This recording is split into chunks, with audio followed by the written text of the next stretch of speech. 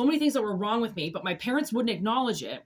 So I would just have to cover it up with like Advil and Tylenol just to like get through the day as like a 13-year-old kid, okay, whose parents claim that she has no pain. I'm not allowed to have pain because I didn't physically do something to get it, so it didn't exist in me. Right? So I would have to take all these pills, which then gave me Crohn's disease, massively ate the whole interior of my stomach. Plus, I would drink so much Diet Coke because my mom never bought groceries, but she always bought Diet Coke for some reason. So I would drink Diet Coke for breakfast before I went to school. 12 years old. One day I broke down. My stomach was in so much pain I couldn't go to school. And now I'm realizing a lot of it, like I try to take a lot of homeopathic remedies, right, to relieve some of the pain in my body so then I don't have to take Tylenol, so then I don't have to take Advil, because yes, I don't take any hardcore drugs. I was never allowed. Okay. My father said that I was a codependent on drugs. So my doctor never gave me anything stronger than ibuprofen. And which I don't see doctors anymore.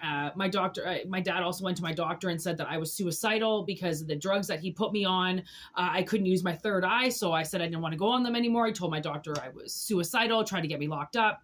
My parents have forced so much abuse on me as if the abuse is going to make all my health things go away. So eventually I just stopped talking about everything, because why would I want to talk about it when I'm getting degraded? I'm getting yelled at. I'm being called a liar, right? And all the while I'm sitting there and this like little child inside of me is screaming because she has no voice. Nobody will listen to her. Everybody will blame things on her, but nobody will listen to her. Okay.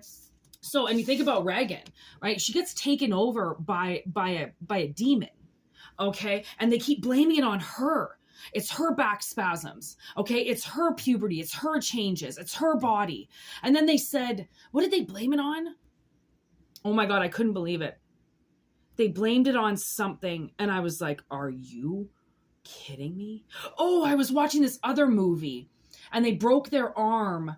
And Witches of Eastwick, and they were like, oh, the bone marrow is poisoning her. The bone marrow is poisoning her from the breaking of the bone. And honestly, I don't know. Somebody needs to get the doctors away from them, I think, if this makes sense. Okay. Honestly, I'm not ever going to say don't go to the doctors. If you're in pain, don't call 911. Always do that. But this is analogy. Whatever the doctors are, whatever the faculty is, whatever the prescriptions are, somebody needs to try to make almost like a home remedy.